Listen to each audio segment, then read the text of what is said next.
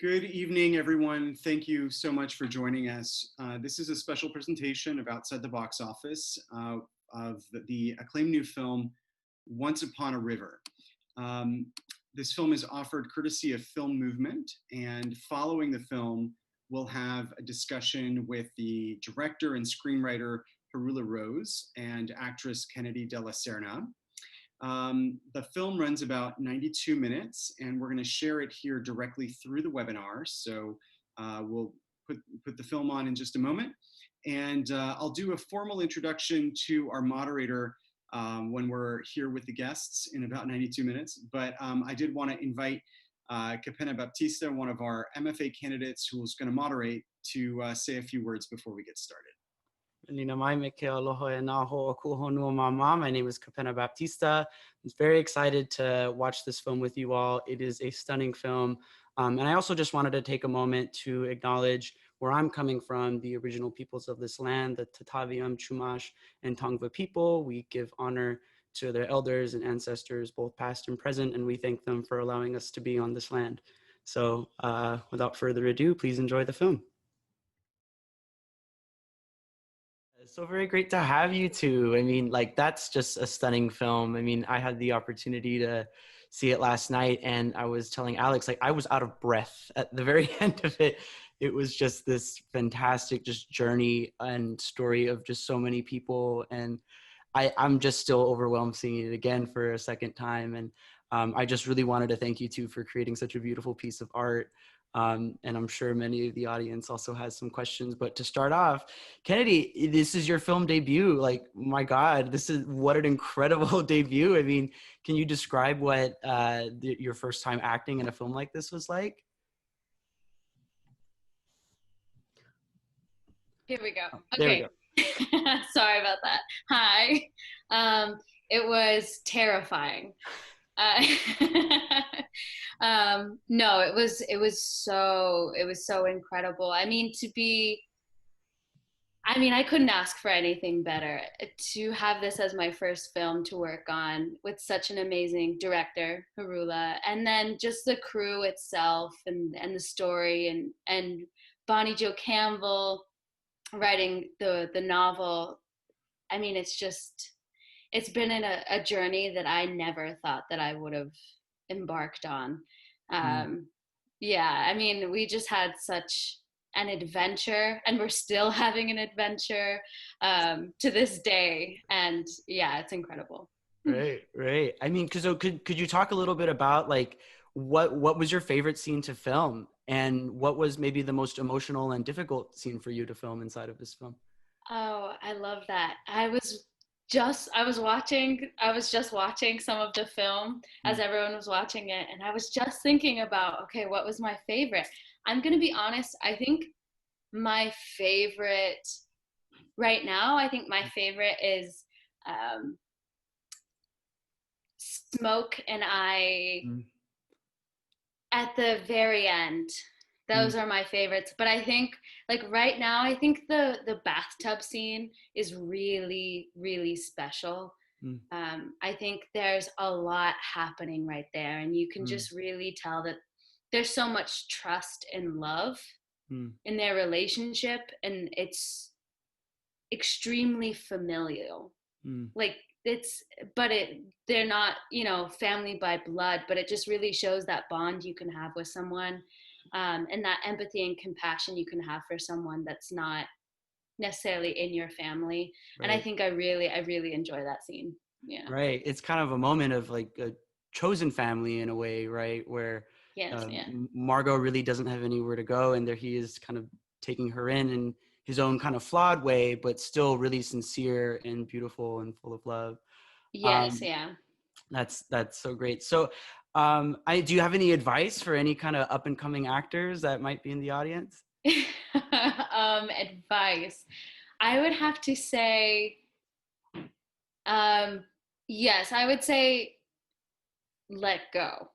I think that's one of the biggest things that I had to learn on this journey, is that, if you do the work before you get on set, you read the script over and over and over again, you do the work, you do that research, you can trust yourself. And I think that's one of the hardest things for an actor to do, is to get on set and to trust yourself and trust the director, trust the script, the writing, and kind of breathe and let go and be in that moment and listen to the people around you.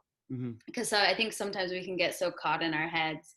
I think the first like few days on set, that's kind of what I was. And I remember the first time that it really kind of hit me, that I let go. And it was one of the first really emotional scenes that we had. And it came really early. And it's when I'm walking around the house trying to gather my things, and the cops are there. And that was a scene that I just let go. And afterwards I realized that I wasn't thinking, I was just doing. And that only came from trusting myself, doing the work, and trusting within the crew and the team we had surrounding us. Oh, I love that. I mean, and it sounds like you had a great team to support you through that. And I think that's entirely what's necessary in a film like this too. So it's great to hear. So Haroula, so I understand that this film is adapted from a novel. Can you talk about what that process was like, finding the material, maybe working with the author, and the process of actually adapting the novel into a screenplay? Yeah, totally.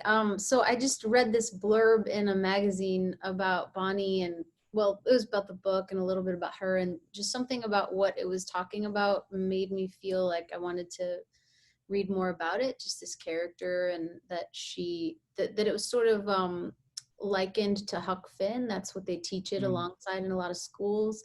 And I just like that she was a young woman who inhabits all these qualities that are usually masculine, but she's also very feminine at the same time. Like, that duality was very interesting to me. And so I read the book, and then I read it again. And the whole time I was reading, even the opening sentences are so beautiful and cinematic in and of themselves that I just knew right away. And then I contacted the writer, and, you know, she's like a best-selling author. And I just had this feeling I wasn't sure if I would be able to, you know, get the chance to tell the story. But then we met in person, and there was a lot of trust. Again, it goes into trusting people that you have an instinct for. And the way we were talking, I just remember we were in almost just totally in sync, the way we were talking about how the characters should be portrayed. And so it was really amazing that she trusted me to tell the story. And I know she had other offers that were probably, well, I know that they had more money and stuff, but I think she trusted this approach better. And so I'm really grateful for that, for sure.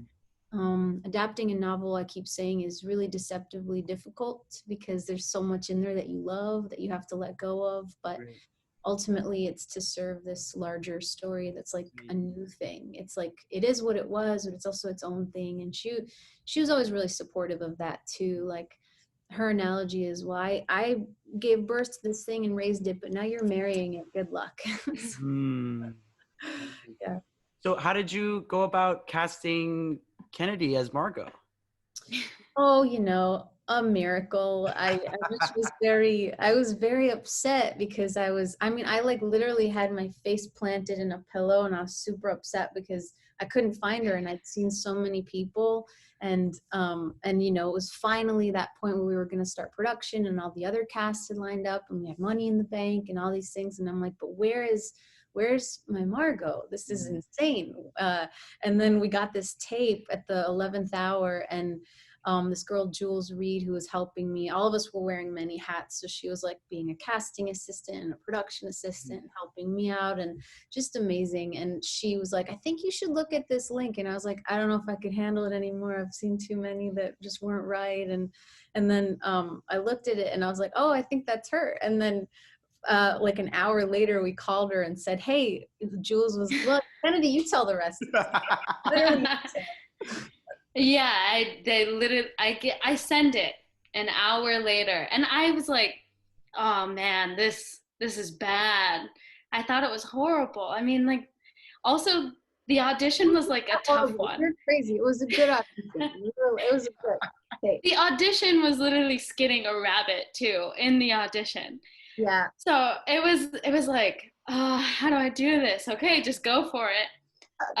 So I was like, okay, I just sent it. But then, yeah, an hour later, they messaged me. They're like, hey, we love you. The director wants to meet you. She'll be in New York. Are you available? And I was like, oh man, this is sketchy.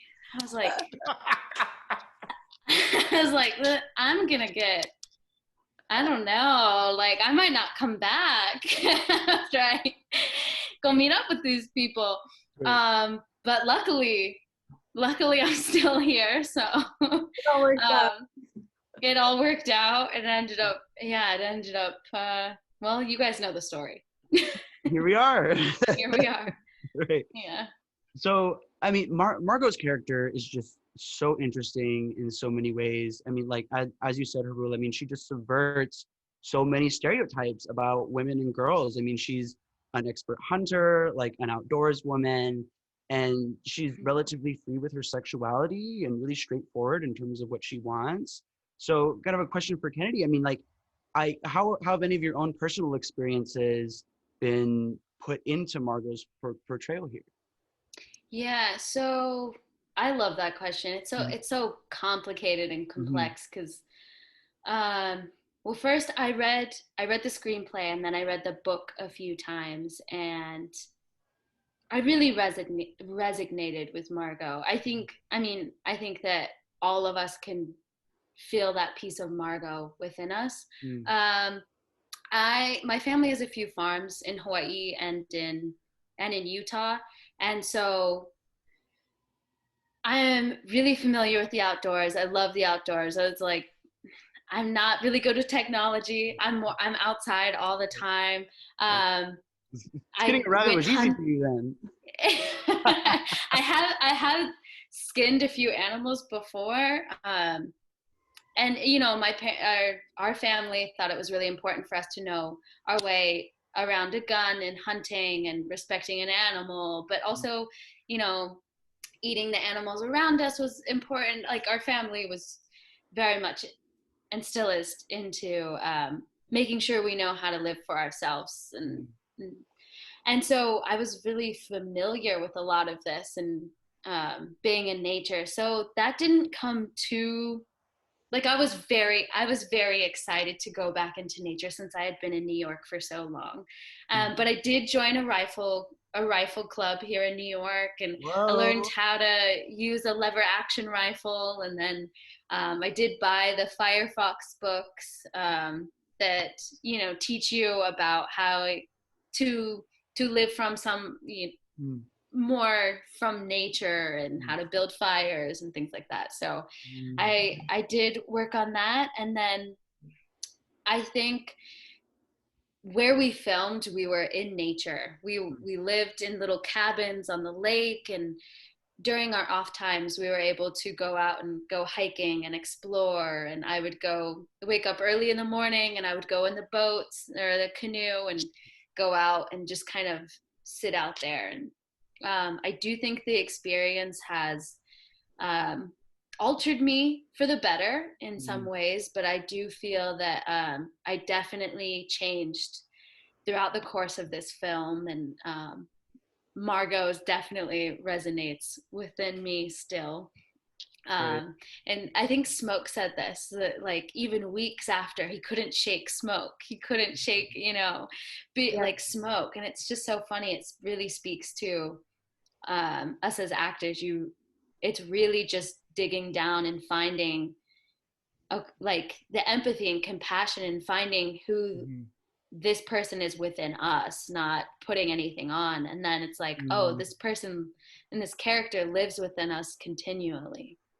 I love that so much. I mean, I had that moment with Margo when Will had asked her, what tribe are you, right? And she said, I don't know, right? Or I'm not sure, somewhere out west. And for me, that was so powerful, right? Because I see a lot of Native youth today that, you know, struggle to find connections with their culture because of legacies of colonialism, right? And but what's really interesting in this kind of weird way is that I think Margo is probably one of the most Native women I've ever seen on film, right? I mean, she was skinning a rabbit on a picnic table. My God, I mean, like that's just so hard and just so cool in many ways. I mean, That's something that I really loved about it, is because it's like, it's saying it without saying it. And that's something that I think is so beautiful about this film. I also think that resonates with me because my family is Hawaiian, and I don't live around a lot of my Hawaiian family. So it's kind of hard to sometimes understand even my culture and where I come from. So I think that was something that really also I was able to work with. It was like, yeah, sometimes like you don't know, and it's that journey to find out yourself too. Right. And I feel like we rarely see that journey, right? I mean, I think oftentimes when you see Native people on screen, we're either stuck in the past or kind of portrayed as these like mystical, spiritual people, and not very real. And the thing that I really loved about that film is that it went for that real contemporary, this is what we're like now, you know, flawed, complicated, on our own journeys in a lot of ways. So Haroula, I mean, like how much of that was kind of part of your directorial process? I mean, in the original novel, was Margo ever painted as a Native woman? Yeah, so it's alluded to in the story that she has Native blood, and I just wanted to lean into that more in terms Beautiful. of what does that mean, and what does that mean for her specifically. And my family comes from Greece, and I know that as I get older, I want to feel those connections to whatever my blood is and where I'm descended from. And I felt like Will, you know, she has a really powerful connection with Will, and even though it seems short-lived in terms of days spent together, I like to think that her choice in, you know, keeping the baby is also like a way of, I want to know myself and get to know myself better in this deeper way, and that decision, whether she knows it consciously or not, I think is related to that. And I feel like in terms of telling a story about Indigenous people, I really wanted to have the right partners. So like I would seek out, you know, this casting director and one of my executive producers and talk to a lot of people just to make sure, like, have other eyes on it. But at the end of the day, it feels like once you're telling something that is an authentic human story, it resonates everywhere. Like this movie was played for 400 Italian students from the age of 14 to 18 at one of the festivals I went to, and they all resonated with it. And the idea that like, yes, she's Native, but also it's not about that. Like I wouldn't call it like an issue film per se, was really important to me. Like I think the best way to be an activist in some sense is to portray people as real three-dimensional people and not have it be about that specific subject all the time. And that's more empowering and interesting. And so I was hoping that we could do that. And, you know, talking to Tatanka and Ajuawak and Kennedy and Heather and everybody, just having the right teammates is really the key. You know, it makes directing easier in a way, even though it's still hard. It's like, oh, well, we all trust each other. And so, yeah. That's incredible. I mean, one of the questions that I really wanted to ask both of you is kind of like, what do you hope Native people, especially Native women who are watching this, who may or may not have strong ties to their culture, what do you want them to take away from Margo's character? I could go first. I just want them to know, I think it's like she starts off being a kid and then she grows into being a woman, and she's always been strong, but she kind of starts to learn that about herself, that it's already there, you know, like whatever you're seeking, in a sense, you have to find it for yourself. And I think she goes on that journey, and no one else can do that for you. It's beautiful. Yeah. I think for me, yeah, it's the empowerment. I think it's just piggybacking off of Haroula, of what you just said. The journey that Margo goes through of having kind of such a traumatic experience that's so close to home, I think resonates a lot with the Indigenous women. I think domestic violence is so huge in a lot of the Indigenous communities right now that it does resonate. And I do think that this film is about still you have control over your life, and you can be that empowered woman that you want to see, that you see other people being. And I think that's a big thing that I get from this story too, is that life moves on like the river does. That's kind of how I see it. And you can continue going, you continue flowing through life and changing. And I think that's one of the biggest things, is that Margo changes and, you know, goes through these dips, but she's strong and she can make it through. And I think that's not, all women are strong and we can all make it through whatever we go through, no matter at what age either. Right. I kind of want to talk about the mom for a second, right? Because I think the mom is a really interesting, also subversive character in her own way, and also the dad, the character that Tatanka plays. But I feel like, and there's also so much happening visually when Margo meets her mother, right? Like her mom is this kind of like prim and proper white woman, and then here's Margo. She comes in and she's like all rugged and smelly and really dirty, and just trekked God knows how many miles to go and see her, right? I mean, so I guess the question for Haroula is like visually, how might you kind of visually communicate the difference between the two? Yeah, there's a technical answer to that, and then like a more like spiritual answer, I guess. Like it's like in any story, you have the hero on the journey and they are going to visit this oracle, or they're going to seek advice, but ultimately a lot of the times the advice isn't really what you're seeking. It's the journey, and it's like, oh, you already kind of knew the answer, but maybe you needed affirmation. So it's something like that. Like she goes to a place that she thinks will be home, but she's actually already created her own sense of home within herself, and the friends she's met along the way that are more family to her. The technical answer is that when Charlotte and I were talking about how to shoot this, it was like, well, let's remove this filter and make it be a bit colder in terms of like temperature, like color temperature, and feel a bit like you're just in a tiny bit of a cooler environment. And even though there's tons of plants that seem alive, really you're still in a more kind of sterile space.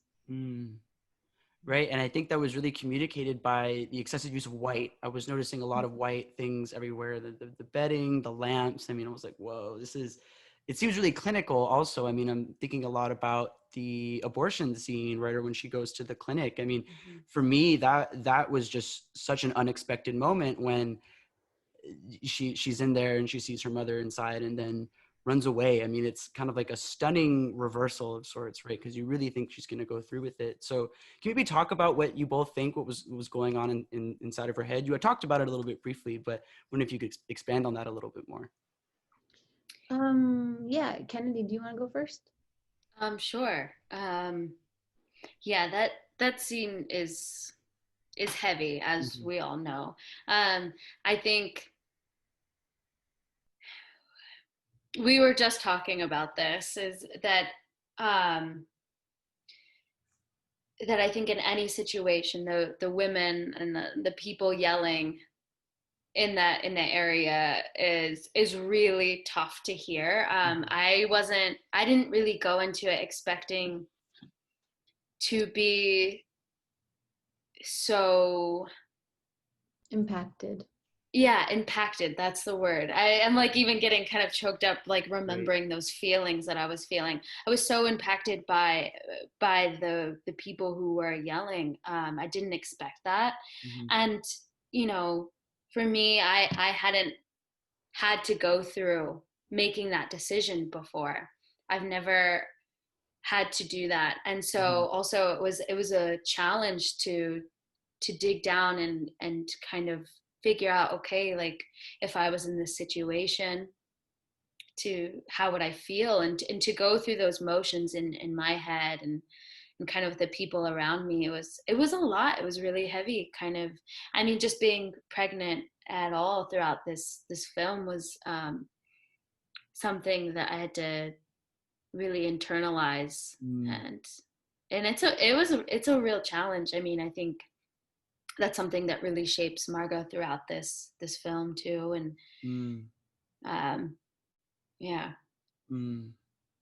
Yeah, that was an intense scene to film, and I think Lindsay and Kennedy both were feeling it that day. And then, you know, as as the person like guiding them, I just wanted to be protective, but also it was kind of amazing to see them inhabit this very complicated dynamic. And the mother is, it's almost like, because the mother is so subversive and unexpected, then Kennedy's choice has to be the same way therein. Like she has to basically make this choice of rejecting that home or that sense of home and being able to create her own sort of like sanctuary and choosing her own, like by choosing that life, I think she's choosing herself. Like I feel like, you know, it was an interesting scene and a moment where it feels like I can be on my own. I'll figure it out on my own. I'd rather choose the unknown than this situation that feels toxic, like where she would even lie about if she had a kid to the guy she's about to marry. I mean, it's pretty intense stuff. And Lindsay had a wonderful perspective on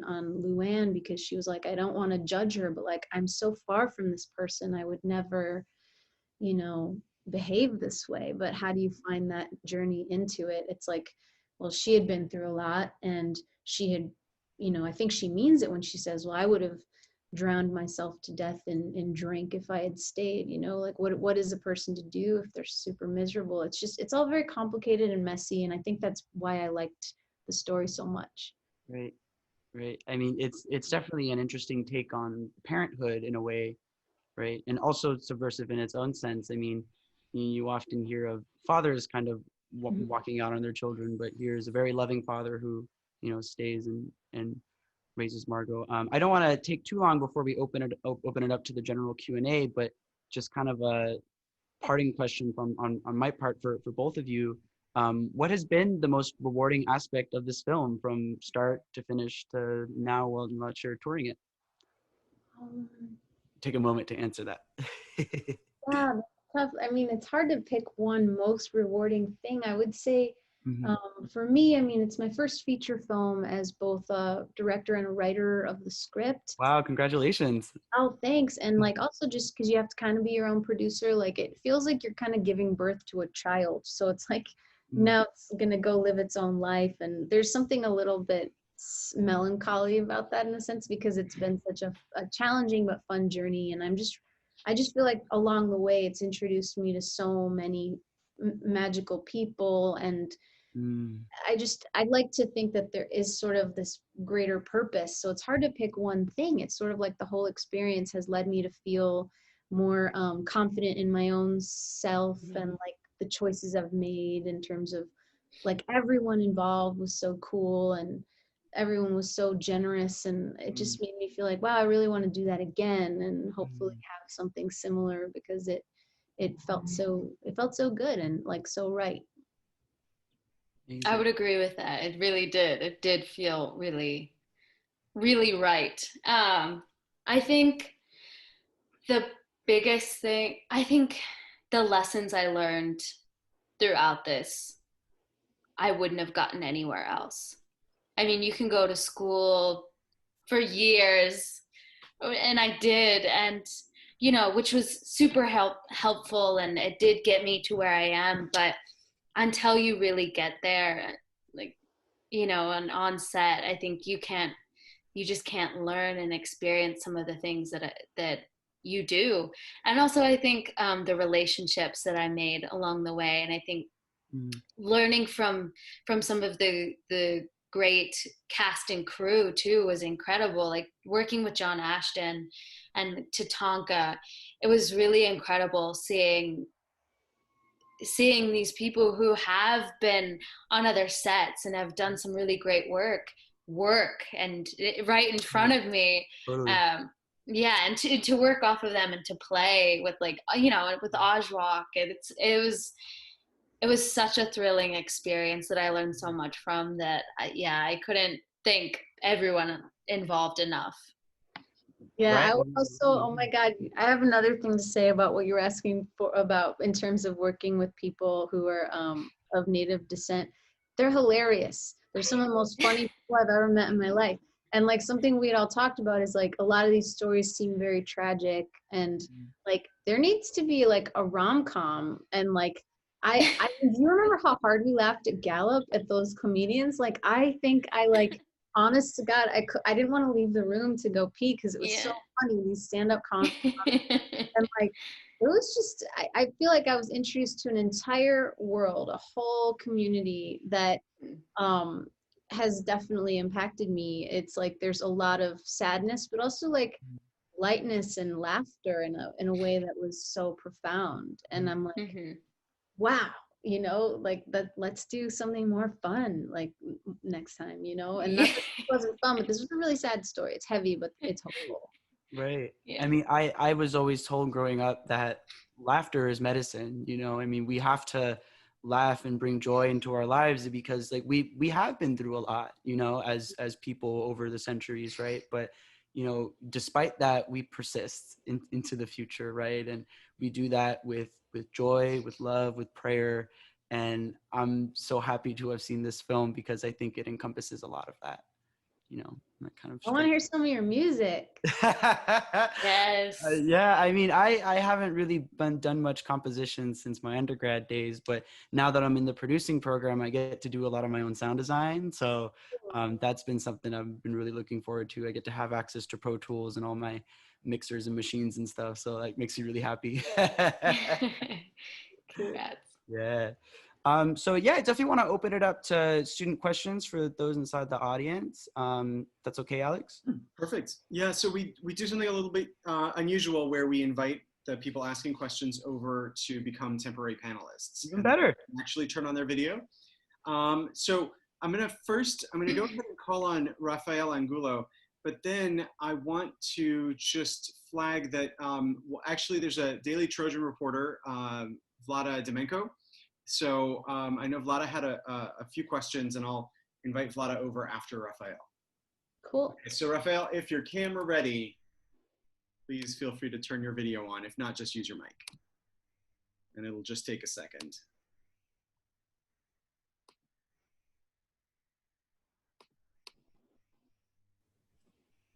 Oh, video too. Oh, awesome. Thank you so much, Haroula and Kennedy. Just remarkable. I'm very touched by this film. I'm a social worker by training. I'm a professor at the School of Social Work, and this film really sort of connected me with a lot of sort of Flannery O'Connor, kind of that sort of redemption in the most unlikely of places. And just remarkable. And that scene of the river at the very end and you, Kennedy, just floating was just such a surreal moment. My question, mostly directed to you, Haroula. I'm wondering, there were a lot of issues here in regards to rape and abortion and violence. And I'm wondering if you've made any sort of purposeful attempt to perhaps bring in maybe a more female crew.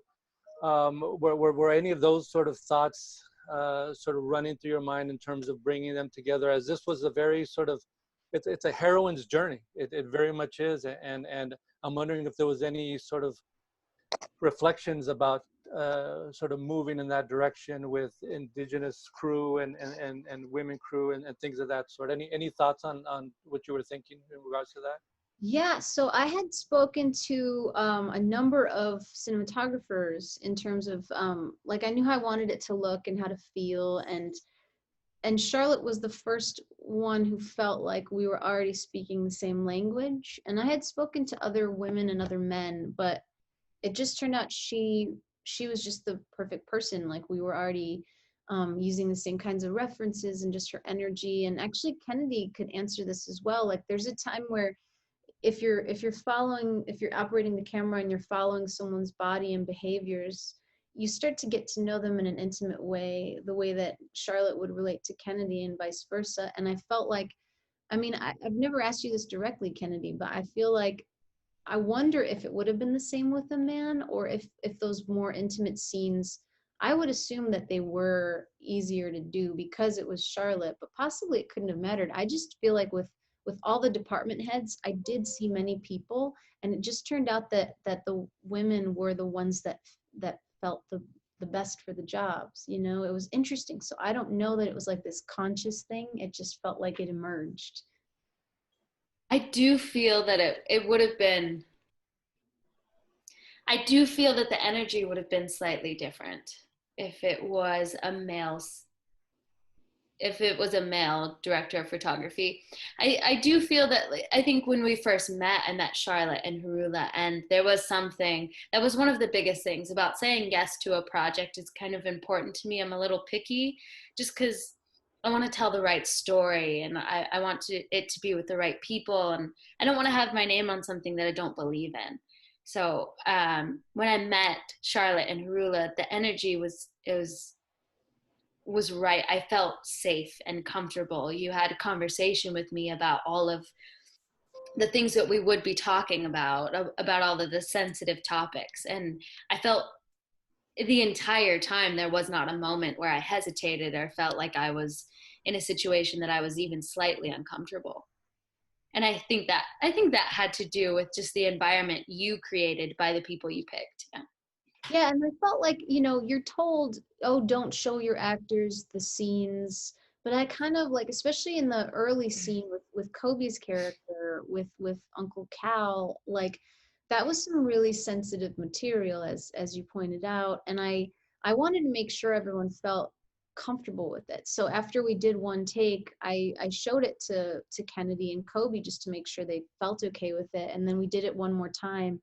And that was it. I mean, we got what we needed to get. And it's just really important to me that everyone feels comfortable. Yeah, I was saying earlier, like I would have felt weird if Bonnie didn't like the script, it's the same thing. It's like, you don't necessarily need to please everyone, but you need to feel like everyone's part of the same team in a sense. Well, yeah, I think even, yeah, Kobe was great to work with too. I think we said that we weren't going to look at it, and then you asked us, and we were like, immediately we're both like, yeah, we need to look at this. But it was so great because it was all, everyone was so professional, and we broke everything down to it was all technical language too, with every situation that we kind of talked about, which then in turn really made, I think for me, it really allowed it to sink in technically as an actor, but then allow myself to be there emotionally without the worry of everything impeding on the acting too, if that makes sense. Makes sense. Thank you so much. May the journey for the both of you be remarkable. Thank you so much for a beautiful film. Thank you so much. Thank Wow. you. Thank you. Okay, I'm gonna call on Kendra Mitchell next. Let's see.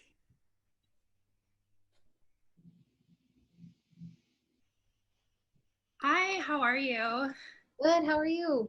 I'm doing well, thank you. I was so moved by the complex portrayal of women in the film and motherhood. And I feel like there's perceptions of motherhood, and especially creating this whole build up to her finding her mother, and it's supposed to be her home. How did you think about giving both women space to have their own identity and desires in terms of who they wanted to be as a mother, and how they connected in that way, but then also chose different paths? Yeah, I feel like both characters are really all the characters are really just doing their best, even the ones that seem like villains, like the cousin, Billy, and the uncle, the ones that you would be like, oh, they're just outright bad people. It's tempting to paint someone that way, but I think everybody had this nuance, like we all talked about, like, well, why is this person that way? What happened to them? Or what are they going through? And I think it was a similar thing in terms of the two women and the portrayal of women, because oftentimes we don't get to see the full spectrum of what's going on with them. They're usually not as developed as a character or their world or their choices. And so it felt like a very great counterpoint for Luann to be somebody that on some level you do really feel sorry for her and the choice she made to leave her own kid, but she also had to choose her own survival on some level. And then I think in a sense for me, like, Kenadi is making the same choice, but it means like Margo has to reject that form of being in order to make her choice. And so they're both equally valid, if not, I mean, still painful, but valid, you know? And just to piggyback a little bit off of that, I think the scene with Luann, my mom, with Margot's mom, is one of my favorites when we're sitting down at the table too, and having that discussion. Because the one reason I love acting, and I say this all the time, is because of empathy and compassion.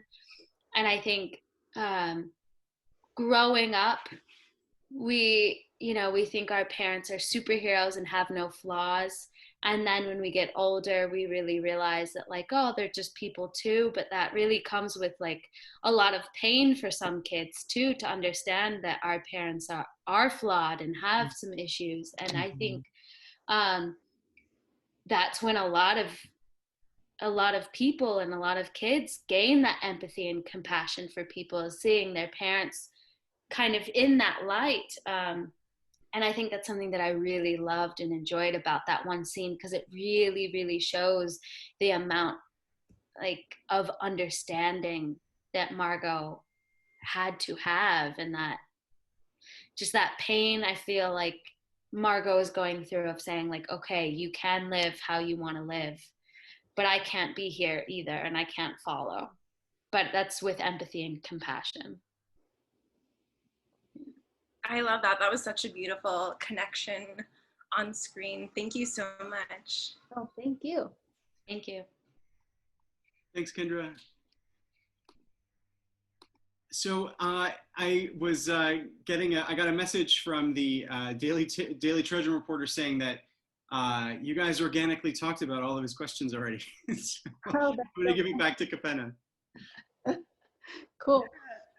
Yeah, so I mean, I think there aren't any more questions coming in. I mean, so I guess the last thing I have to ask you, I mean, like, what's next for the film? I mean, are y'all gonna take it elsewhere? Are there any more screenings happening? I mean, Oh yeah, so there's a drive-in screening in Chicago, and we'll do whoa, cast and crew Q&A, like zooming it in, and then a bunch of us are local, so I'll be there. And then Friday is the big day where it comes out all across North America. If we were in Canada, we would go to actual cinemas and see it like in real time. And then also the soundtrack is released digitally on Friday, and I'm really proud of that because we had some amazing collaborators. And then on vinyl, October 23rd, which I'm also pretty geeky about because it's like so beautiful, and you know, I'm happy that people can actually like hold it. oh, it's gonna be so exciting. I mean, I know like for our current COVID reality, distribution and screening of films is going to be really difficult, but I'm really glad to hear you're able to secure at least a drive-in and some screening in Canada. I mean, I think the whole world needs to see this film. I'm telling the entire family to see it. So very, very proud of you all. Congratulations for such an amazing work of art. Thank Very you so much for having Yeah. us. Thank you so much. Haroula, my wife Emma says hi, by the way. Hello. You guys apparently had a meeting last week. I know. I was wondering. I'm like, I've seen this last name recently. That's great. How awesome. Thank you all so much. Is it coming out in any theaters? Any brick and mortar? It'll be in theaters, honestly, in Canada. It's we're just doing certain drive-in screenings, but I don't think we're doing any like real theaters in the US, which is unfortunate. But our hope is that, you know, that people will want to be outdoors this winter if you're all cooped up and you want to take this journey with these characters. So, and Film Movement are really wonderful partners in distribution. So they've been lovely, and we're just trying to get people to watch it however they can, really. Well, I hope you'll come join us on campus at some point in the future when. Yeah, let's do it. You got to get Kennedy out there too. Yes. Yeah. Great. And thank you, Kapena. I was really thrilled to have you join us to host this tonight. Happy to be here. Yeah. Yeah. Thank you. Thanks, Sure. everyone. Have a good rest of the night. Thank you so much. Bye. Bye.